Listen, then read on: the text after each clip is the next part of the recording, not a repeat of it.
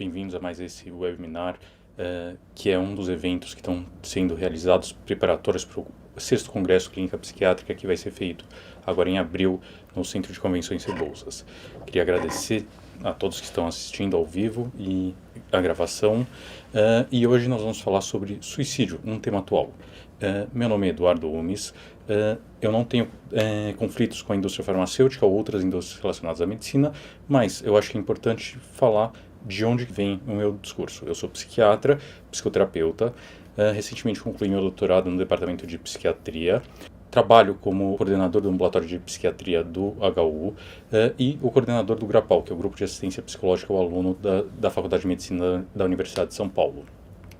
Além disso, sou colaborador do Escritório de Saúde Mental da USP e diretor executivo do Força, que é um fórum de serviços de saúde para estudantes de medicina, e representante internacional da Associação para Psiquiatria de Universitários. Quando a gente fala que algo é um tema atual, a gente tem que pensar em diversos fatores diferentes. Primeiro, a gente tem que pensar se é um fenômeno recente ou é um fenômeno que vem ao longo do tempo, que tem um histórico, por exemplo, um histórico do suicídio na cultura ocidental. A gente tem que pensar o quanto que ele impacta a atualidade. Se ele é um tema que ele é discutido, se ele tem um impacto, por exemplo, impacto financeiro, impacto afetivo, o quanto que ele é pesquisado, principalmente quando a gente fala em psiquiatria, o quanto que é um tema que tem tido pesquisas atuais sobre o tema, trazendo inovações, e o quanto que, sendo um assunto que preenche todos esses critérios, ele merece que a gente se aproprie dele e passe a divulgar sobre ele, e que vai ser a trajetória que a gente vai querer falar sobre suicídio. Mas suicídio, a palavra, o que ela significa? Do latim, ela tem a ver com sui, si, o próprio, e caidar, que é matar, o ato de terminar a própria vida. Ele geralmente, quando a gente pensa no suicídio, a gente não vai pensar em algo que acontece espontaneamente. Ele envolve um contínuo, que começa com pensamentos de morte, evolui com ideação suicida, um planejamento suicida e o comportamento suicida em si. Esse contínuo, a gente vai usar diversas terminologias, eu queria só, não que a gente vai ficar frequentemente usando isso, mas que é importante que todo mundo possa usar uma linguagem comum. Pensamentos de morte vão ser ideias, pensamentos relacionados à expectativa de morrer, mas com um papel passivo. Se eu morresse seria algo interessante. A ideação suicida, essas ideias, esses pensamentos e eventualmente planejamentos passam a apresentar uma característica de um papel ativo da pessoa que está tendo aquele pensamento. Então, eu poderia fazer algo, eu poderia me matar. A tentativa de suicídio vai ser um comportamento, uma combinação de comportamentos de autolesão não fatal que vão ser acompanhados do desejo da pessoa morrer. E quando isso tem um desfecho letal associado a um conhecimento daquele possível desfecho, ou uma expectativa de um desfecho fatal, a gente vai chamar de suicídio. É importante a gente diferenciar, por exemplo, de episódios de autoagressão e automutilação, em que a pessoa vai ter um comportamento, uma combinação de comportamentos de autolesão não fatal e que vai estar relacionado a atos destrutivos sem intenção de morte. Ou para suicídios, que a gente não chegou a colocar aqui no slide, mas que vão ser eventos que vão ser fatais, mas que a expectativa da pessoa que cometeu aquele ato não era de um desfecho fatal, era outra expectativa. E o suicídio, ele está presente na história da cultura ocidental? A gente poderia olhar por diversas perspectivas, mas a narrativa que a gente optou por seguir foi mais na cultura ocidental. E a gente pode começar pensando na Grécia Antiga. A mitologia grega, ela está ao longo das suas manifestações, em diversos momentos o suicídio vai aparecer, e frequentemente ele vai aparecer associado a ideias de narrativas de amor.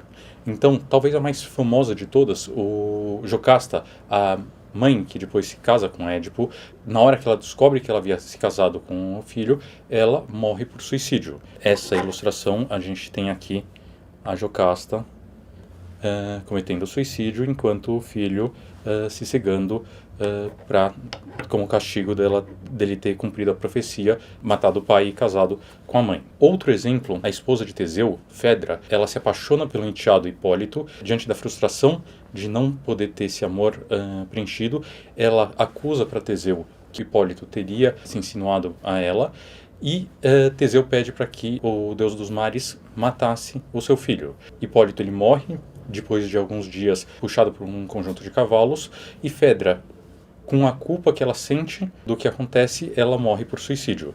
E essa daqui é uma cena mais recente descrevendo essa situação. Outros textos, principalmente ligados à religião, vão falar do suicídio. Na própria Bíblia, Jó, Moisés, Elias vão ser algumas pessoas que em algum momento na Bíblia aparece que eles desejam a morte por suicídio. Outras pessoas que cometem atos suicidas são Saul, Sansão e Judas Iscariotes, que aqui ele aparece morto por enforcamento. Além destas menções mais diretas, há algumas menções indiretas nos textos que vêm do judaísmo, passam pelo cristianismo e depois o islamismo também se apropria desses textos e constrói em cima disso, mas com interpretações que são bases de jihadis, das mortes para guerras santas em que a pessoa comete o suicídio para levar a palavra do profeta Maomé. Há uma discussão sobre a validade, mas para mostrar que nem sempre as religiões elas vão ter uma visão negativa sobre a morte por suicídio.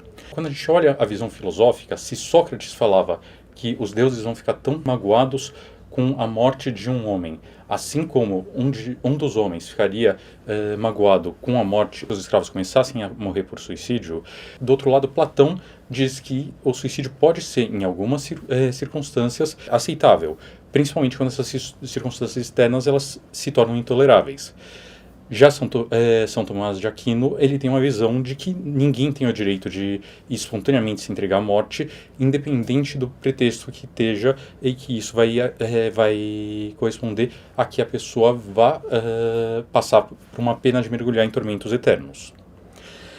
Na Idade Média, essa visão de São Tomás de Aquino ela era tão importante de condenar o suicídio que, para desestimular, a Igreja ela tinha como política não enterrar o corpo das pessoas que morriam por suicídio, e os corpos eles ficavam ao ar livre, apodrecendo e sendo devorados por feras e animais de rapina. Na Idade Moderna, a gente tem o retrato em diversas obras de arte, como esse quadro de Edouard Manet, O Suicida, em que ele aparece com sangue e portando uma arma de fogo, mas também pessoas que morreram por suicídio muito famosas, como Van Gogh, que nesse autorretrato ele havia cortado a própria orelha por não conseguir adequadamente desenhá-la quando fazendo um autorretrato.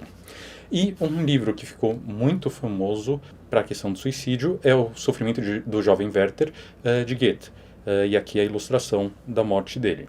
Mas esse é um tema que está presente nos dias de hoje. A gente pegando o mapa de 2016, a gente tem uma distribuição mundial relacionada ao suicídio. A gente tem alguns países de maior taxa de suicídio, como por exemplo a Rússia, países do leste europeu e antigas colônias soviéticas, mais alguns países aqui na América do Sul e na África, enquanto você tem alguns países com notificações muito baixas.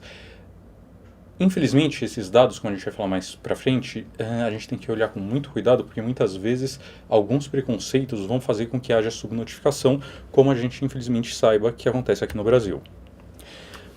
Mundialmente, em 2015, foi calculado que 828 mil pessoas morreram por suicídio, o que corresponde a 1,5% das mortes totais. Dessas, 79% das mortes ocorrem em países de baixa ou moderada renda. E é a segunda causa mais importante de morte em pessoas de 15 a 29 anos. Uma população que é economicamente ativa e que a morte dessas pessoas tem uma consequência importante para a economia. Além disso, a gente tem que pensar que para cada pessoa que tem um êxito suicida, um grande número de pessoas vai ter apresentado uma tentativa de suicídio. O cálculo desse número varia muito. Algumas pessoas falam de 8, algumas pessoas falam de 100. Provavelmente é um número intermediário, mas tem um impacto muito importante, e é importante pensar que essas tentativas de suicídio, elas vão mobilizar as famílias, elas vão mobilizar os sistemas de saúde, e isso vai ter um impacto financeiro e em produtividade do país muito significativo. Sem contar que, por exemplo, um conjunto muito grande de pessoas vai ser impactado direto ou indiretamente com essas mortes. Um cálculo que frequentemente é trazido quando a gente fala disso é que nos Estados Unidos, anualmente, 400 médicos morrem por suicídio. Um número bastante importante. Mas é mais importante ainda quando a gente pensa que mais de 1 milhão de pacientes vão ser impactados pela morte dos seus médicos. Então, o quanto que a gente não está falando num efeito replicador muito significativo. E essas mortes, elas vão estar presentes em diversos contextos. Por exemplo, essa semana, um cantor de K-pop foi encontrado morto aos 27 anos, com aparentemente morte por suicídio. E a gente não pode pensar só nesse cantor de K-pop. A gente tem um conjunto de celebridades. Aqui no Brasil, Champignon, talvez a morte mais recente e famosa, e em outros países, Kurt Cobain, Robin Williams, ou Anthony Bourdain, então pessoas do mundo da música, do cinema, da gastronomia, e que as suas mortes têm um impacto importante, e como a gente vai tratar esse impacto é importante até para a gente poder pensar como que isso vai agir nas pessoas que não estão diretamente relacionadas, mas que admiravam cada um desses indivíduos. Os impactos eles não vão acontecer só por êxitos suicidas. Em 2017, nós tivemos um cluster de tentativas de suicídio na Faculdade de Medicina da Universidade de São Paulo. Inclusive foi objetivo de matéria na Folha de São Paulo na época. E apesar de, felizmente, a gente não ter tido nenhum êxito suicida, isso gera uma mobilização intensa dentro e fora da Faculdade de Medicina, fazendo com que algumas práticas fossem revistas e permitindo um melhor cuidado das pessoas. E a gente tem que pensar que, infelizmente, essas mortes elas são universais. Agora, em setembro de 2019, o George Ellis, que era o diretor executivo do Centro de Aconselhamento da Universidade de Pensilvânia, nos Estados Unidos, morreu por suicídio. Ele era uma pessoa que estava, até onde meus amigos que eram próximos a ele trouxeram, ele era uma pessoa que estava muito feliz com o novo cargo que ele estava. Ele tinha já passagens por Cornell em Mississippi, e apesar de estar numa posição de aconselhamento, de gerenciar um grupo importante de profissionais provedores de saúde mental, ele não conseguiu buscar ajuda, ele não conseguiu pedir ajuda. E a gente tem o suicídio retratado em diversos contextos.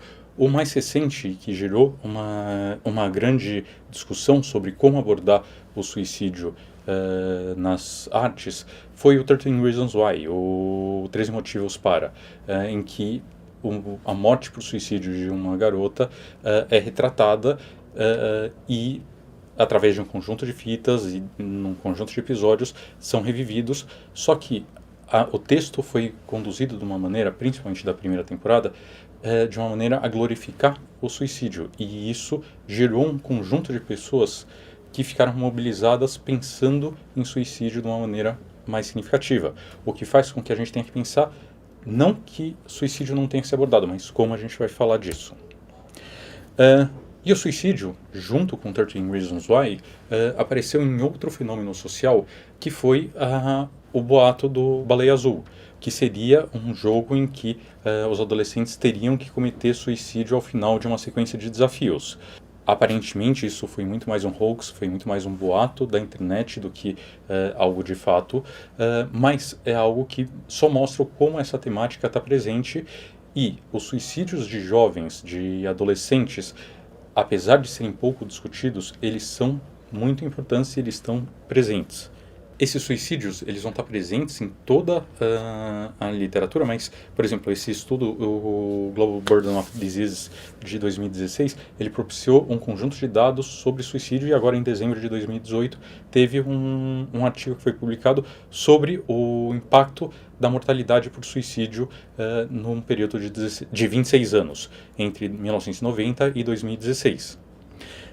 Nesse estudo, ele mostra que na maior parte dos países tem uma redução dos índices de suicídio, mas nessa redução, uma discussão importante associada é a qualidade da informação que é provida. Aqui no Brasil, em que tem havido um esforço crescente nos últimos 10 anos para melhorar esse tipo de índices, a gente tem observado que nos últimos 6 anos, saiu agora em setembro no portal G1, uma matéria falando sobre o aumento de 7% dos suicídios nos últimos 6 anos. A gente tem uma discussão importante se esse aumento que aparece, ele reflete de fato um aumento do número de suicídios ou ele reflete também, e possivelmente em parte, um aumento das notificações de suicídio. Matérias dessa semana sobre suicídio, por exemplo, dia 3 aparece uma matéria no portal Amazonas Atual, em que eles discutem o quanto que o estado do Amazonas é o segundo impacto com maior número de suicídios entre policiais, atrás do Pará. E em setembro, uma matéria que apareceu na Agência Brasil e que é muito importante é sobre o alerta da Organização Mundial de Saúde da adoção de estratégias de prevenção do suicídio. Então, suicídio é um tema que está muito presente na mídia e que, portanto, é um tema muito atual. E o suicídio é algo que é pesquisado? Ele pode, um assunto pode estar sendo falado, mas muitas vezes ele não tem um eco na academia.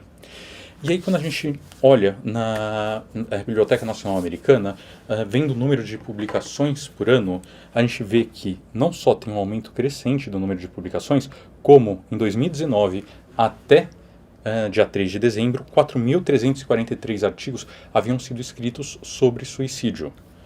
Então, é uma quantidade significativa, com estudos, por exemplo, epidemiologia do suicídio e a perspectiva psiquiátrica, o risco de suicídio na atenção primária, associação entre suicídio e dor crônica, o suicídio e veículos automobilísticos, o quanto que tem um conjunto de perspectivas diferentes associadas às pesquisas de suicídio que estão sendo publicadas diuturnamente. E o que, quando a gente fala disso, é o mais atual? Primeiro, uma questão muito importante é que o suicídio vai envolver um adoecimento e uma sensação de solidão. E talvez uma questão que aumente essa solidão, fazendo com que cada vez mais a pessoa vá se sentindo isolada, é a questão do estigma. O estigma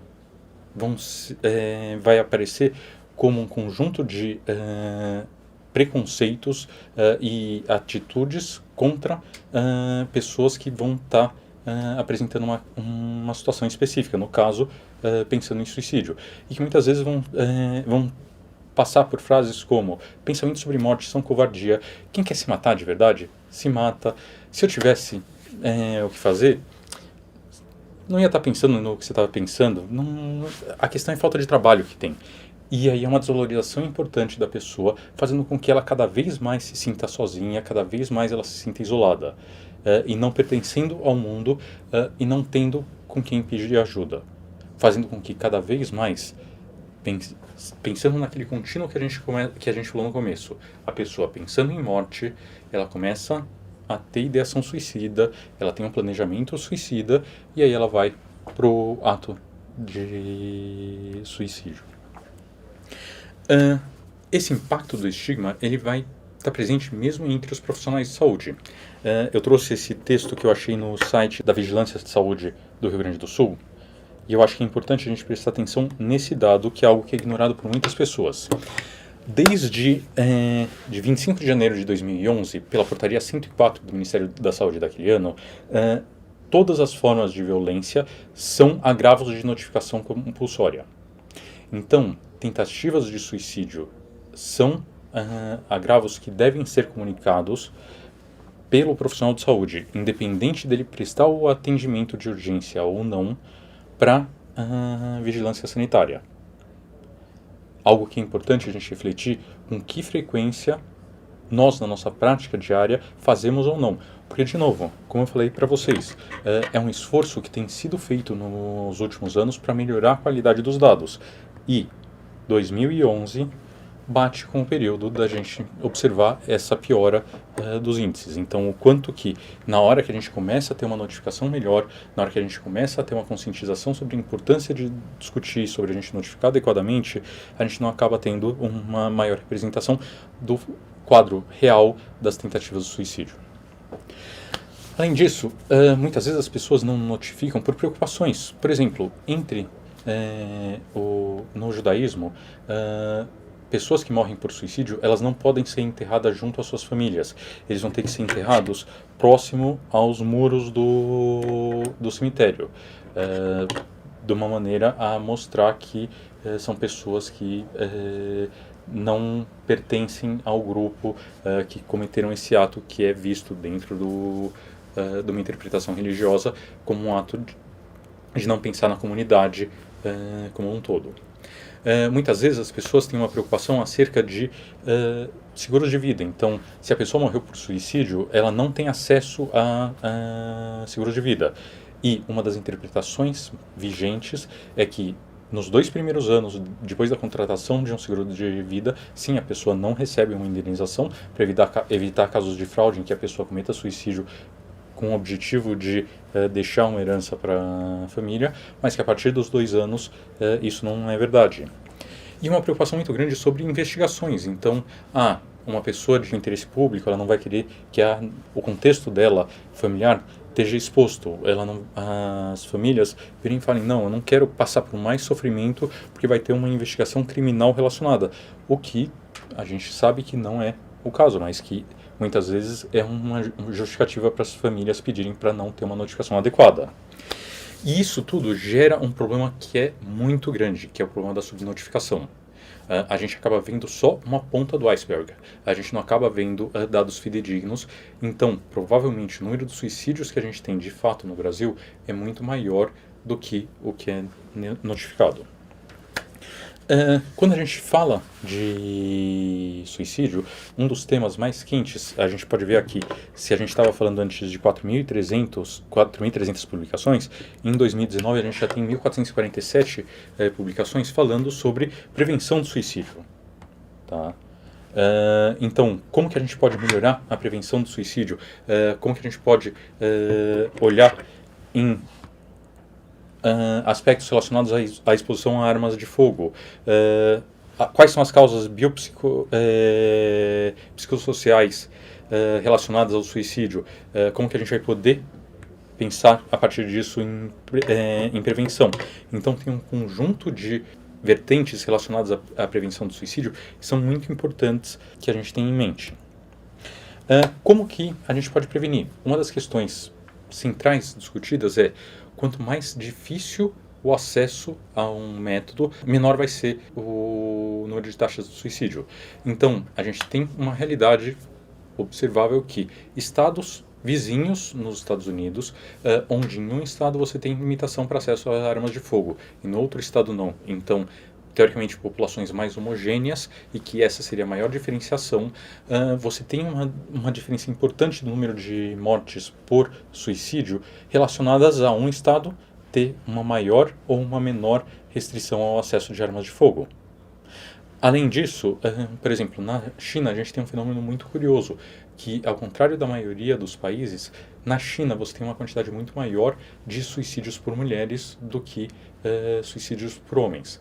E que isso aparentemente está relacionado a um acesso mais fácil a venenos, a pesticidas nas zonas rurais, em que as mulheres usam esses métodos para suicídio. E que políticas de restrição de acesso a esses métodos de maior letalidade estariam associados a uma maneira de você prevenir suicídio.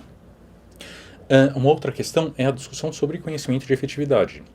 Médicos sabem quais são os métodos mais letais ou menos letais, e muitas vezes tem inclusive discussões sobre as vias de acesso mais letais.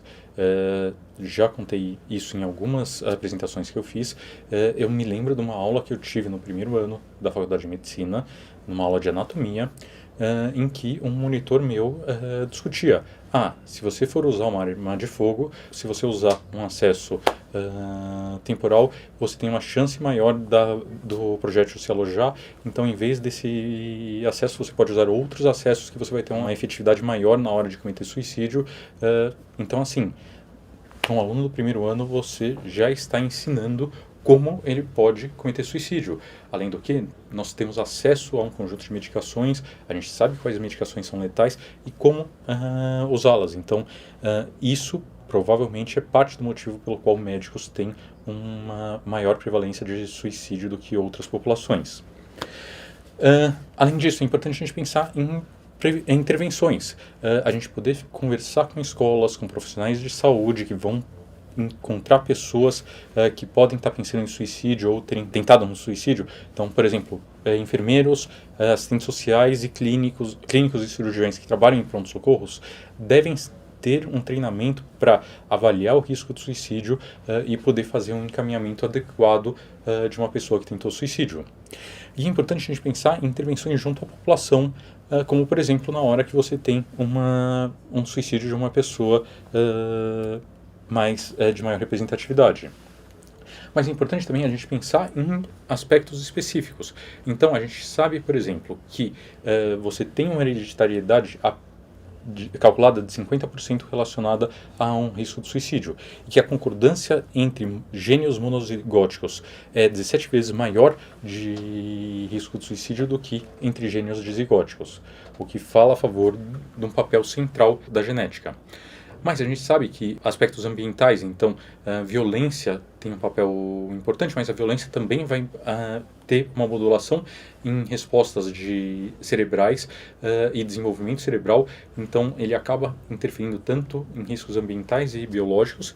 E a gente sabe, por exemplo, um marcador biológico é que pessoas que morreram por suicídio têm níveis menores de metabólitos serotoninérgicos do que pessoas que morreram por outras causas.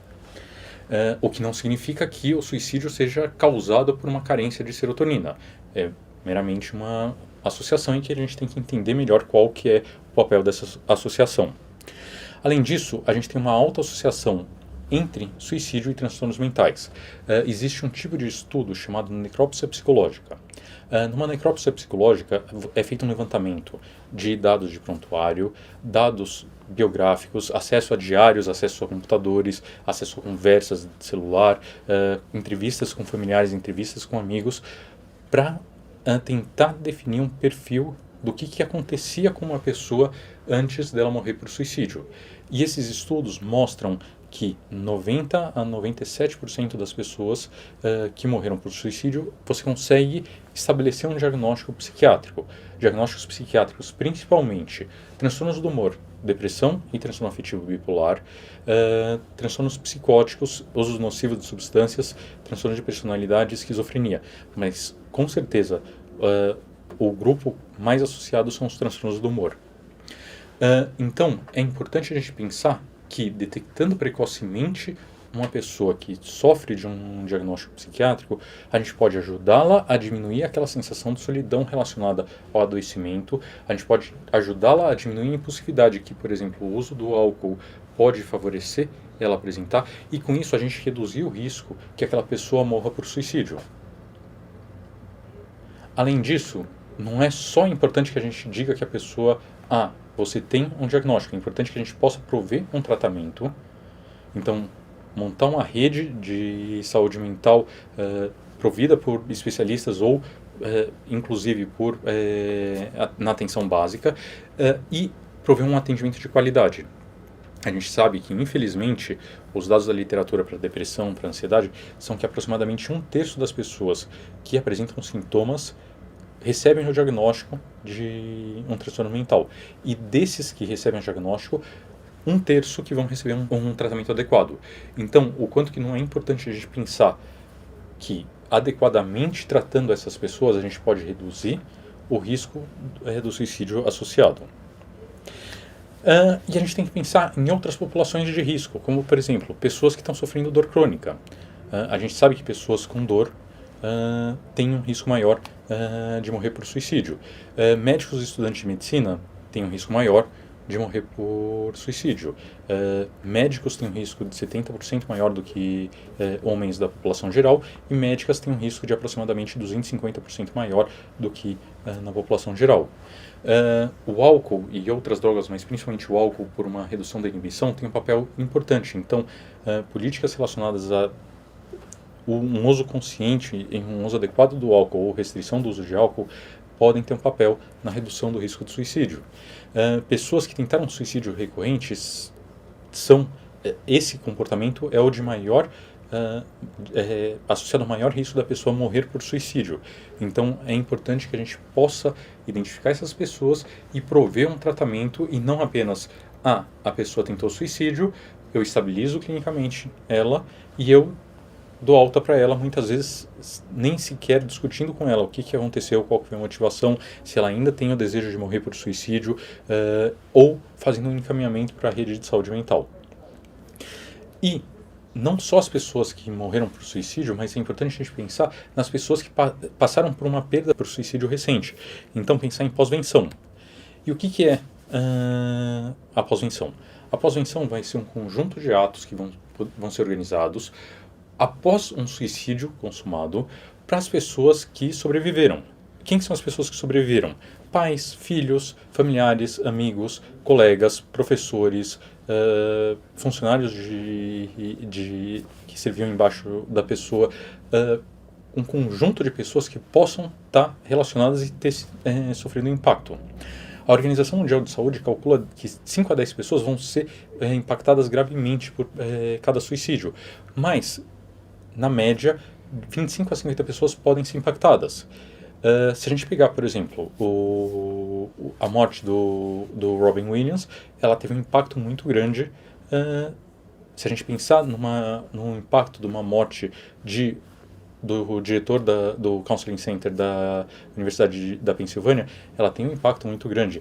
Então, não necessariamente esse impacto vai ser de 25 a 50 pessoas, muitas vezes esse impacto vai extrapolar, chegando a milhões de pessoas que ele vai impactar. E nos atos de pós-venção, a ideia é que a gente possa ajudar a ter um alívio nos efeitos relacionados ao sofrimento e à perda que está sendo experimentada.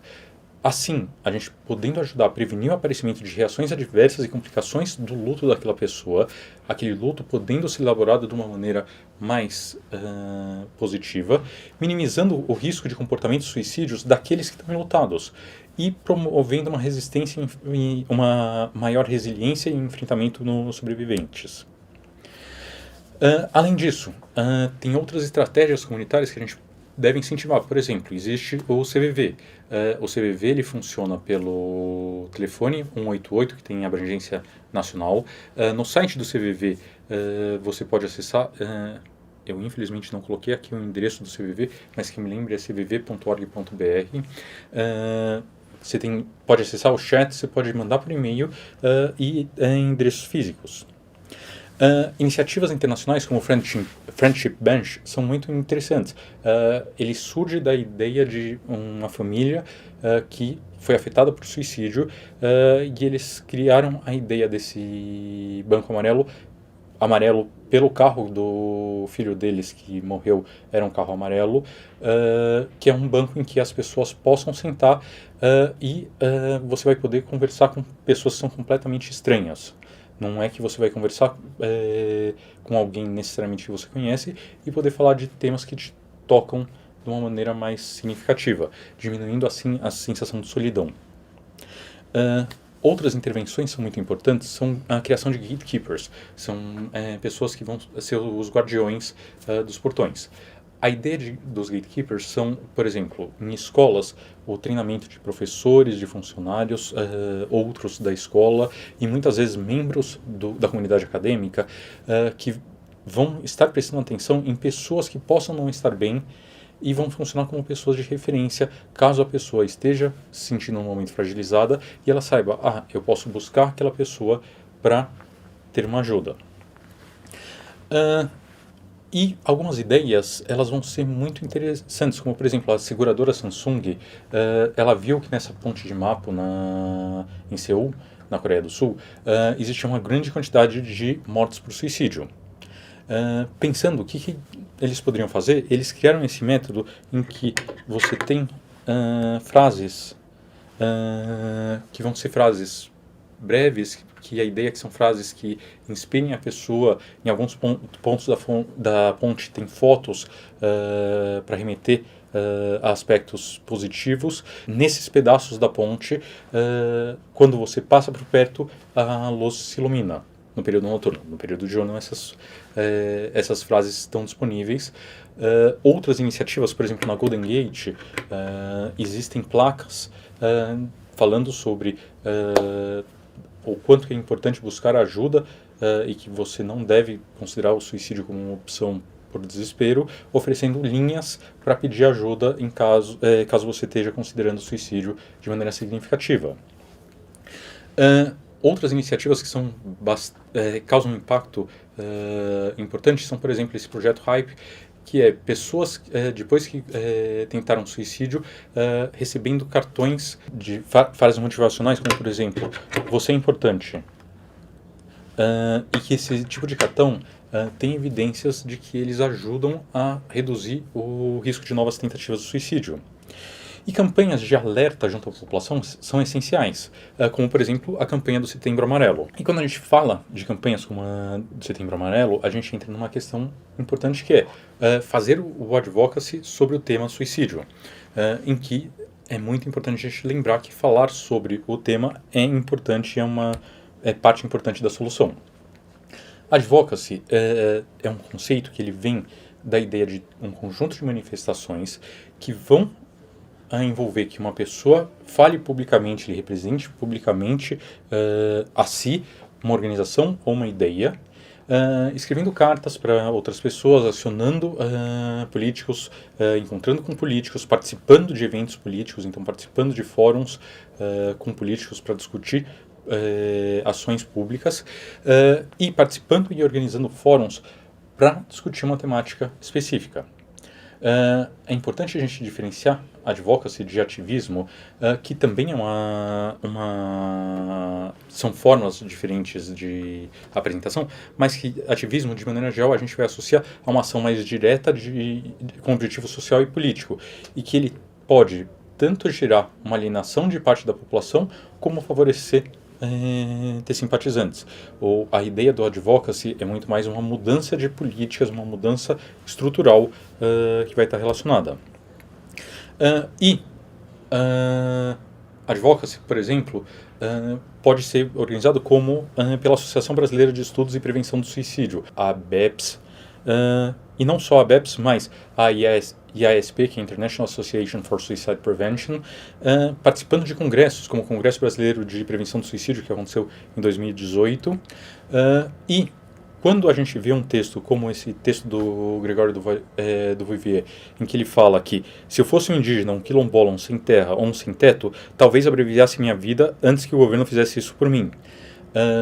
Ele pode até estar não vou discutir a questão da agenda que ele representa, mas esse texto ele teve um conjunto de ações de advocacy relacionadas para virar e falar: você não pode falar de suicídio de uma maneira a banalizar como ele fez nesse posicionamento dele. E como é que a gente vai falar? A gente pode falar do suicídio com não psiquiatras, com não médicos, não profissionais de saúde?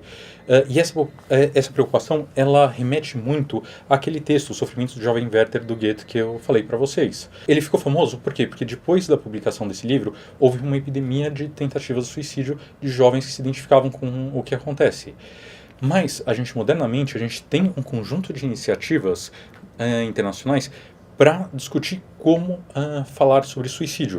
Então, talvez uma das mais importantes seja essa, o reportingonsuicide.org, que tem um conjunto de recomendações sobre como falar sobre suicídio. Quando você fala sobre suicídio, é importante que você não glamorize o suicídio, que você não mostre imagens explícitas sobre como que foi o suicídio, que você fale da associação importante entre suicídio e adoecimento psíquico, da solidão e de que existem possibilidades e que o suicídio não é a única resposta. Tem um artigo que saiu agora em 2017 sobre como que a mídia lidou com a morte do Robin Williams. E ele mostra que, por exemplo, a recomendação de falar, se você está considerando suicídio, você deve buscar ajuda, foi a mais comumente ignorada. Estava ausente em 73% dos artigos. E os temas que foram mais comumente discutidos foram dependência química e o estigma relacionado à busca de ajuda. Então, é importante que quando a gente estiver discutindo sobre suicídio, a gente faça essa discussão de uma maneira responsável. Não como, infelizmente, em novembro de 2017, a Folha fez, mostrando o general Payak bebendo veneno. Inclusive, ela descreve o general Praviak bebendo veneno após o Tribunal Internacional manter sua prisão por crimes contra os muçulmanos na Guerra da Bósnia. E ele morreu. Então, ela descreve o método e ela mostra graficamente cada um dos passos, ele tomando o veneno progressivamente e morrendo. Infelizmente, eu entrei em contato com o ombudsman da Folha nessa oportunidade, e a posição do jornal foi que, sim, não iam mudar a abordagem e que eles consideravam que era adequada. Mas quando a gente olha toda a literatura internacional sobre o assunto, isso é o que não se deve fazer. E é importante que a gente possa se apropriar, independente de qual papel que a gente tenha e qual contexto que a gente esteja, e a gente fale quando alguém esteja discutindo o suicídio de uma maneira inadequada. Então, para resumir, é um assunto atual, ele caminha junto com a história da humanidade, incluindo os dias atuais, tem um grande impacto social, afetivo e financeiro, ele ainda é cercado por preconceito e que esse preconceito, inclusive, está na classe dos profissionais de saúde. Já é bastante pesquisado, mas ele ainda deve ser mais pesquisado, deve ser abordado em diversos contextos, para inclusive reduzir o risco de tentativas por contágio, e a gente tem que tomar muito cuidado de como falar, sempre reforçando o potencial prevenção e a necessidade de buscar tratamento e a detecção precoce. Gente, muito obrigado, espero que tenha sido útil. Obrigado pelos elogios, pelos comentários que estão sendo enviados. Tem dois comentários que a gente queria comentar, que foram encaminhados inicialmente. Primeiro, um deles sobre a dificuldade de acesso ao CVV. O número do CVV, algumas pessoas talvez não saibam, mudou recentemente. Antes era, acredito que era 151 e no começo do ano mudou para 188. Essa mudança tem um conjunto de pessoas que ainda tem o número antigo do CVV, então algo importante das pessoas observarem é essa mudança do número e o sítio eletrônico do CVV é uma possibilidade de acesso. Vou até aproveitar aqui para poder passar para vocês, cvv.org.br, e ligue 188 para entrar em contato com eles. Outra pergunta que foi encaminhada foi quais são os medicamentos para depressão e ansiedade que aumentam as ideações suicidas e a suicidabilidade? Existe tal conceito? Suicidabilidade é um conceito que a gente trabalha, que é o risco de suicídio. Algumas medicações, elas podem transitoriamente aumentar a angústia que a pessoa apresenta. Então a gente tem que prestar atenção individualmente em cada paciente, qual é o risco que ele apresenta e qual a melhor medicação que vai ser indicada para ele. Já teve alguns antidepressivos que no passado foram associados, por exemplo, a risco maior de suicídio na infância e na adolescência, como os inibidores seletivos da recaptura de serotonina. Alguns estudos reveram essa associação e isso acabou recaindo mais sobre alguns membros específicos dessa classe. De novo, é importante a gente poder observar particularmente o que está acontecendo, inclusive porque algumas pessoas, num primeiro momento de melhora, elas vão apresentar uma melhora muito mais importante da energia do que da vivência psíquica que elas têm. Então, ela ainda se sentindo muito angustiada, ela começa usando a medicação, ela começa a ganhar uma energia, e ela que já apresentava um risco de suicídio, não se sentindo menos angustiada, não tendo recebido algo para aplacar essa angústia, ela acaba tentando suicídio. Outra pergunta que foi encaminhada agora, a ICT e a ketamina já não deveriam ser mais utilizadas pelo sistema público para prevenção do suicídio? Infelizmente, nos últimos anos, teve um retrocesso muito grande no acesso a algumas modalidades de tratamento no sistema público, e durante muito tempo, por exemplo, os hospitais recebiam avaliações negativas quando eles proviam tratamento com ECT, por exemplo. Em alguns municípios do país existem leis proibindo que hospitais públicos, que equipamentos públicos de saúde realizem tratamento com eletroconvulsoterapia. Isso, infelizmente, é baseado muito mais em uma questão ideológica do que uma questão de conhecimento científico. A gente sabe que o ECT tem uma possibilidade de ajudar uma melhora mais significativa, e estudos recentes têm mostrado o potencial da ketamina e da esketamina para uma melhora do quadro depressivo de maneira mais rápida. Ainda a ketamina não tem um corpo de estudos tão significativo quanto a esketamina, inclusive porque a ketamina não tem mais patente de laboratórios bancando-a, enquanto a esketamina você tem laboratórios que estão com patentes e, portanto, vão poder cobrar pelo desenvolvimento das pesquisas. Então, a gente, infelizmente, não tem essa perspectiva de oferta de tratamento no sistema público de saúde, mas que tem diversos estudos internacionais e nacionais correndo atualmente para validar o impacto dessa medicação e oferecer, portanto, uma alternativa de tratamento mais barata e que esteja mais acessível à população. Isso não significa que elas sejam modalidades baratas de tratamento, porque tanto o ECT quanto a esketamina, elas vão necessitar de uma equipe, da esketamina e da ketamina, vão necessitar uma equipe para administrar o tratamento e vão necessitar um suporte para essa equipe. Por quê? Porque, por exemplo, no ECT existem riscos de complicações associadas à convulsão, e no uso da ketamina e da esketamina existe o risco da pessoa, por exemplo, broncoaspirar.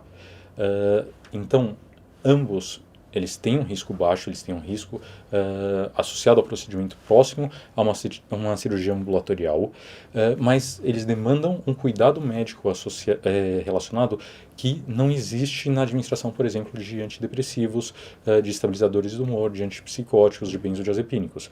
Então, o custo da administração desse tratamento, muitas vezes ele não vai estar associado só ao tratamento em si, mas toda a equipe relacionada. O que faz com que, como a pessoa que fez essa pergunta discutiu que ela teve um benefício muito importante com o uso da eletroconvulsoterapia, mas o tratamento ainda é muito caro, esse custo está relacionado a essa complexidade dos cuidados que vão ser necessários para a administração tanto do ECT quanto da ketamina e da esketamina.